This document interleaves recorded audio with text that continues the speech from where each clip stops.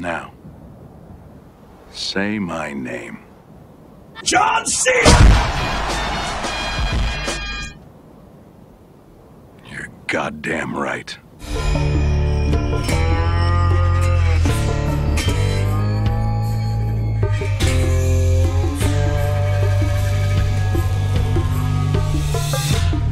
Hello, Internet! Welcome to Film Theory, a daily part of your balanced breakfast. Where's breakfast? So go ahead, pour yourself some cereal and double check your stevia for ricin', cause today, we're forever changing the way you look at the final scene of one of the greatest television shows of all time. As such, consider this your spoiler alert. Now, Breaking Bad is one of my favorite television shows, one that truly pushed storytelling on TV. Main character Walter White's transformation from a Mr. Rogers-esque chemistry teacher to a meth kingpin of Scarface-level proportions is perhaps the most memorable character arc in television history. And what other televised drama can attest to starting so many memes? From I am the one who knocks. to my personal pick, Yes, science! the characters, the acting, the pacing, the artistic camera shots, everything about this show was perfect. Well, except for one thing. The ending. Admittedly, ending such an incredible show was an impossible task. There was no way it could satisfy everyone. I mean, Walter White was a character you either loved to hate, hated to love, loved to love, or hated to hate. There was no middle ground with this guy. And after 6, or I guess 5.5, mind-blowing seasons, Breaking Bad ended with what a lot of people thought was a cop-out. After getting complete closure, apologizing to his wife Skyler, ensuring his children get the remainder of his drug money, killing off the rest of the bad guys, and rescuing his partner Jesse, Walt dies from a combination of a gunshot wound to the abdomen and his returning cancer, all while surrounded by his beloved meth-making equipment. In short, the problem a lot of people had with his ending is that Walt gets everything. He wins. There is no punishment or atonement for all of the awful things he does throughout the series. And let's be honest, he does a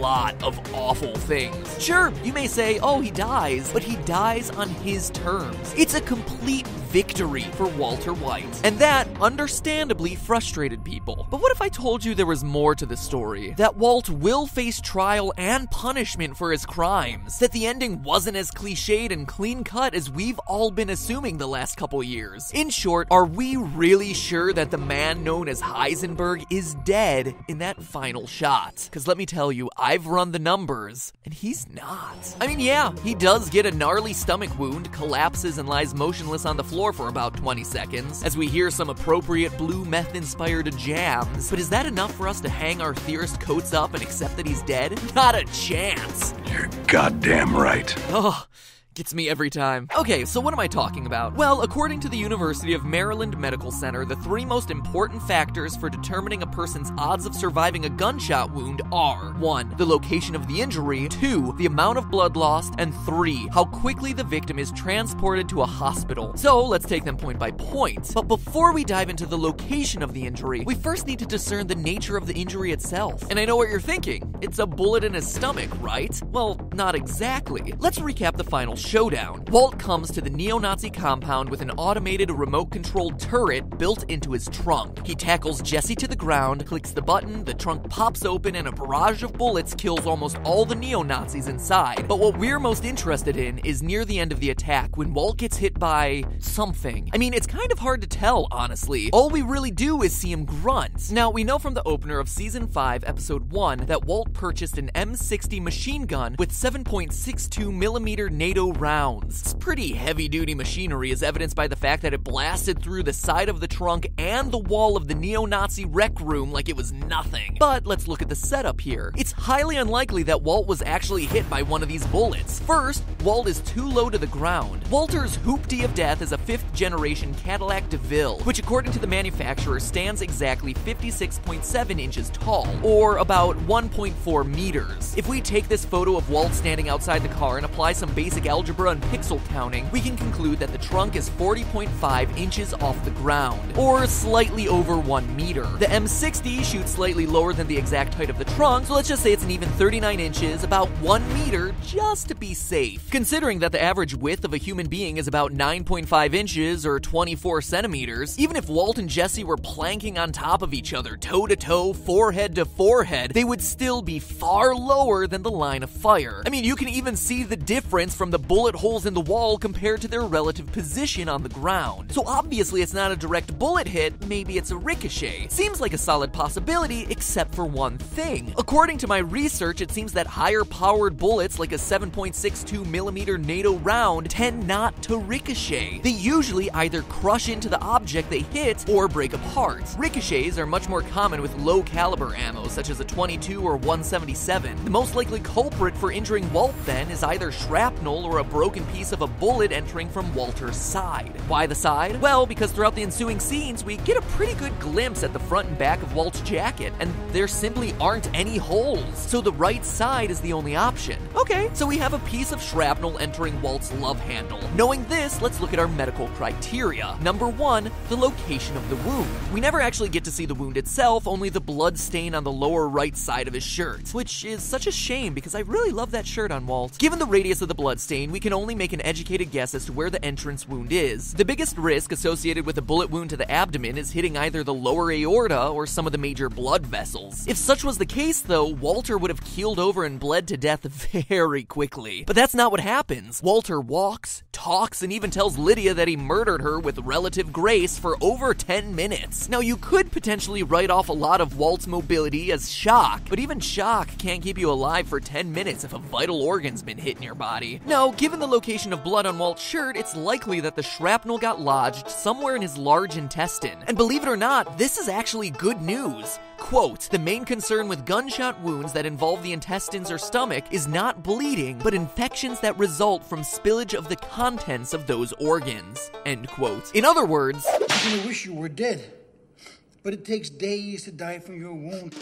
a study conducted by the medical journal The Annals of Surgery looked at victims of gunshot wounds to the abdomen over a period of 5 years between 1983 and 1987. The survival rate among victims that had no vital organs hit was an astounding 88.3%. That's incredibly high. And with medical technology having only gotten more advanced over the last 30 years, Walt would have a real chance at survival, which means we should move on to the second criteria, amount of blood lost. Now, blood loss is likely the factor that causes Walt to collapse onto the ground and stare blankly up at the ceiling. But the big question here is whether he died due to the blood loss or merely passed out. Well, let's take a look. Although we can't realistically measure the amount of blood that's dripped onto the ground or absorbed onto Walt's clothes, we can draw some encouraging conclusions due to the fact that there's no blood on the other side of his shirt, which means the bullet didn't go through him. Exit wounds leave a much bigger hole than entrance wounds, thereby leading the victim to bleed to death much faster. In other words, this fact buys Walt some valuable time. Now, one thing that I haven't brought up that I'm sure is on the tip of all your theorists' tongues is that Walt's lung cancer is back, thereby making his body more fragile and perhaps more sensitive to blood loss. But get ready to have your mind blown, because there's research to suggest the exact opposite, that his cancer would have increased his chances of survival. There's actually a significant amount of research that suggests that people with pancreatic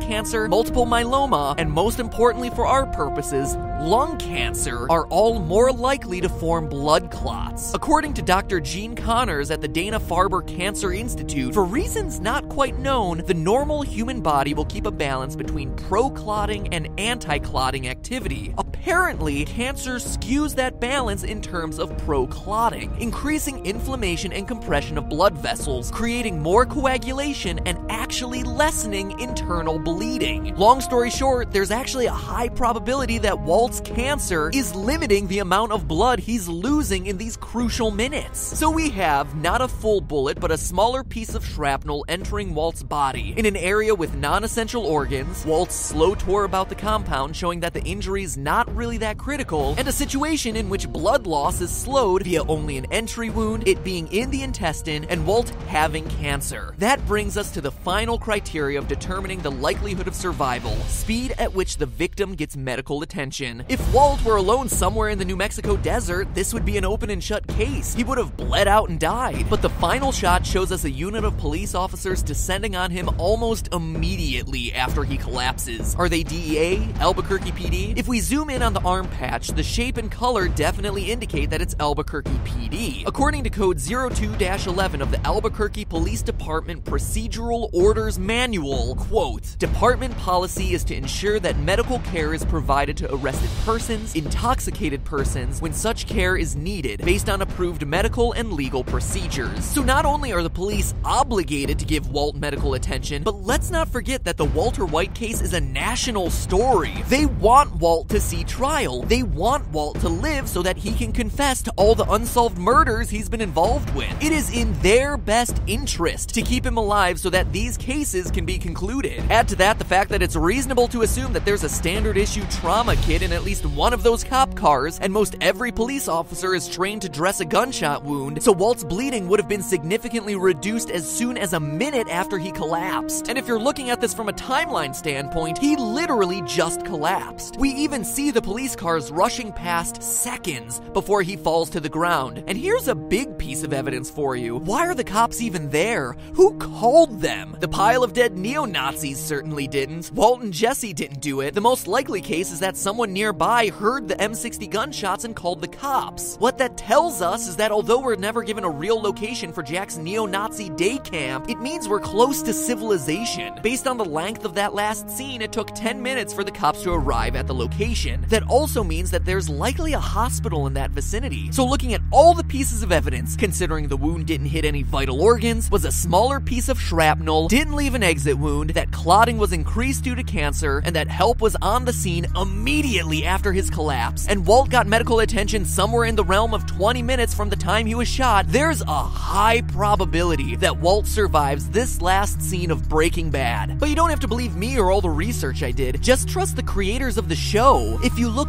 really, really closely at that final moment, you see the officer reach out and check for Walt's pulse, and then the scene cuts out before we get his reaction. We don't actually see the results of that test. Think this was a coincidence? Heck no. It was a purposefully done move by a creative team who thought through every last detail of every shot in this show. What seemed like a clear-cut and kinda cliched ending is actually open to interpretation. We just saw the easy, obvious answer, but by doing the research, you see that there's a lot more ambiguity to that final scene. And to that, I only have one thing to say. Yes, science! And before I sign off, if you want more fun and fascinating Breaking Bad analysis, click on the eye icon in the upper right part of the screen to check out my friends over at the Wisecrack channel, who are doing an incredible 5-part series exploring the hidden meaning of each season of Breaking Bad. Relive all the magnets and tighty-whitey goodness with their hilarious and thought-provoking show, Earthling Cinema. Show your theorist pride, tell them Matt Pat sent you, and, I don't know, leave some sort of trolling comment about how Walt isn't dead. Also, if I was you, I'd probably subscribe while I was over there, but you know, your call, your prerogative. And with that being said, remember, that's just a theory.